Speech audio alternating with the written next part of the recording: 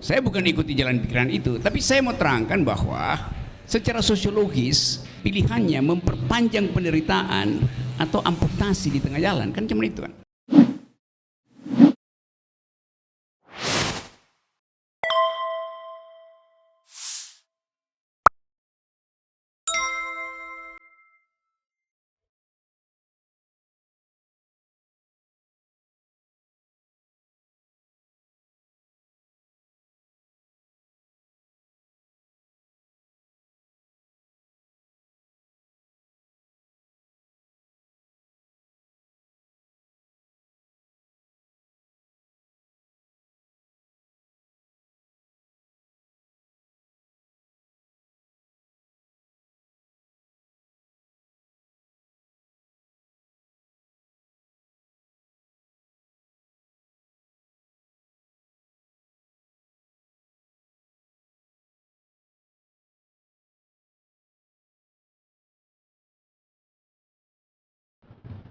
Iya, sebetulnya itu biasa sekali.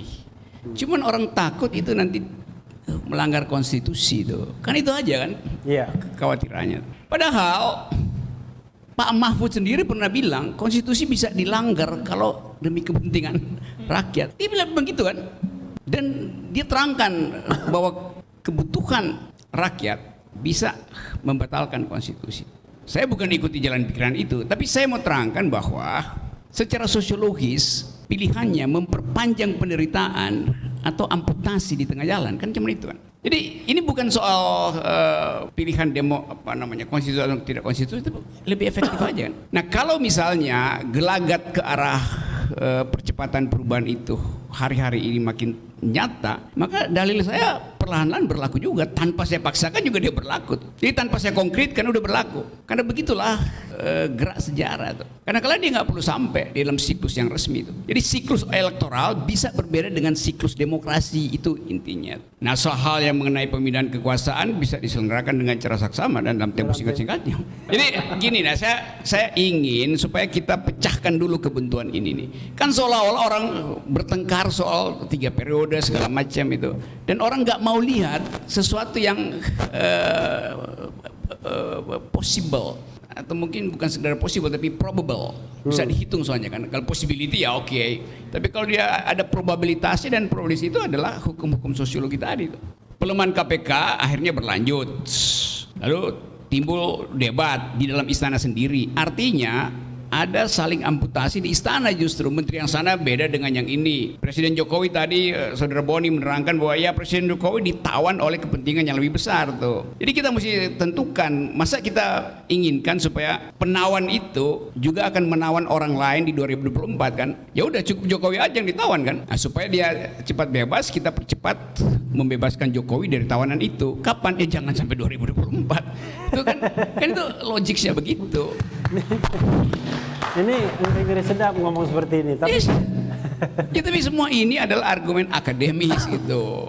Bukan saya nggak pernah berseteru dengan orang istana. Saya melihat istana itu terkunci oleh kepentingan oligarki. Kuncinya kita buka tuh. Kita mau buka, dia nggak mau. Bukan dia nggak mau tuh, orang-orang di sekitar istana nggak mau itu dibuka tuh. Nah Boni udah mulai berpikir bahwa oke, sebetulnya bisa dibuka juga. Walaupun belum penuh tadi bisa dibuka ya? Iya bisa dong, supaya fair lah pembicaraan ini kan. Jadi sekali lagi ini forum yang boleh kita manfaatkan untuk mengajukan argumen alternatif di luar sistem elektoral.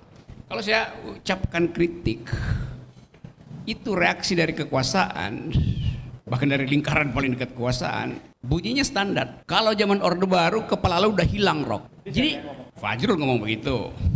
Siapa lagi macam-macam itu. Irma Caniago juga ngomong begitu. Iya, siapa yang sorban si. Kalau Irma ngomong sudah ditangkap. Iya. Siapa namanya? Ada begitu. Ada. Jadi Anda bayangkan cara dia bikin perbandingan. Lo justru supaya kepala saya nggak dipenggal dulu, kita sama-sama minta agar supaya otoritarianisme dihentikan itu. Dan saya pada waktu itu adalah penasehat ketua YLBHI Buyung Nasution. Saya masih ngajar di UI, saya bawa mahasiswa saya untuk ikut demo di Semanggi. Satu waktu, ini supaya ada cerita kecil gitu ya. Saya di situ sama saudara Khatib Basri itu teman baik saya, itu sama-sama dosen. Dek kita ke Semanggi itu, oke. Lalu di Uber sama Brimob, mungkin peluru karet. Saya bilang saya tahu jalan lompat di belakang Atma Jaya, kampus Atma Jaya itu parkirannya, gue tahu dia, lu ikut aja tuh. Ada saya, ada Dede, ada Syahrir itu. Syahrir almarhum. Iya, dia juga dosen FEUI. Jadi kita dosen bertiga, bawa mahasiswa ke situ. Kita lompat belakang pagar Atma Jaya dengan anggapan di belakangnya adalah jalan yang sekarang Hotel Aston. Ternyata itu selokan dalam. Jadi kita tiga-tiga masuk. Begini. Tapi cuma dengan cara itu menghindari peluru, mungkin peluru karet, tapi kalau kena kan benjol juga. Jadi orang yang ngomong bahwa kepala lu udah hilang, itu dia ada di mana pada waktu itu? Jangan-jangan ada di seberang kita, yaitu Pam Swakarsa.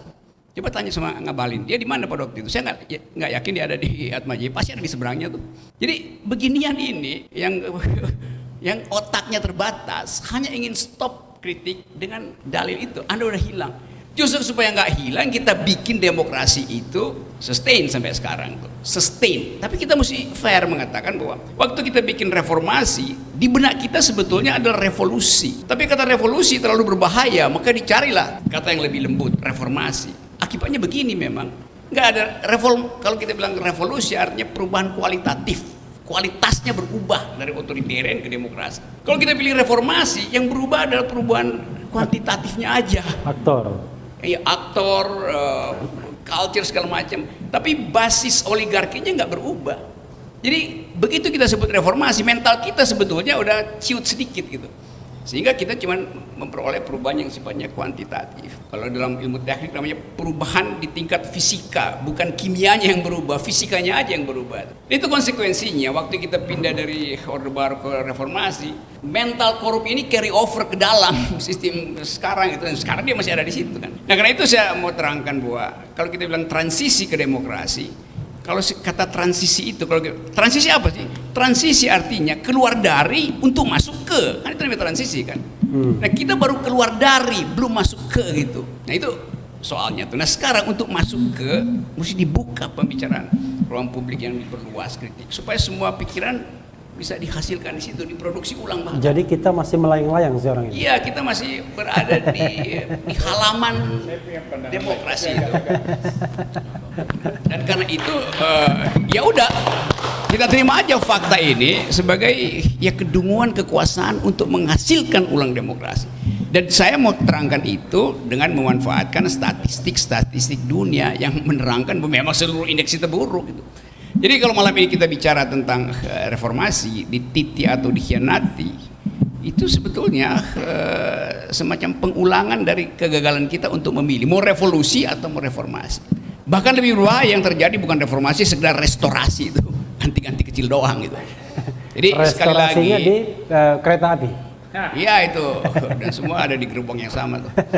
Jadi sekali lagi bagus juga bagi generasi berikut untuk memikirkan ulang bahwa Indonesia harus dihasilkan secara lebih kualitatif gitu, bukan sekedar kuantitatif.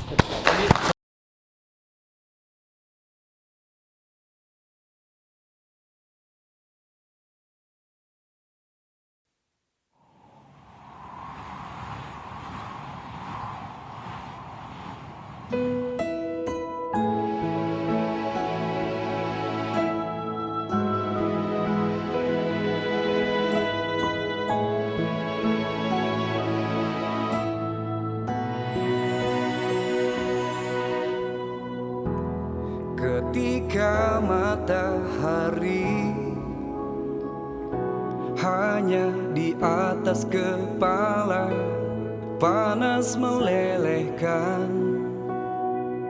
padang yang luas, tak ada naungan, tapi engkau pemimpin adil.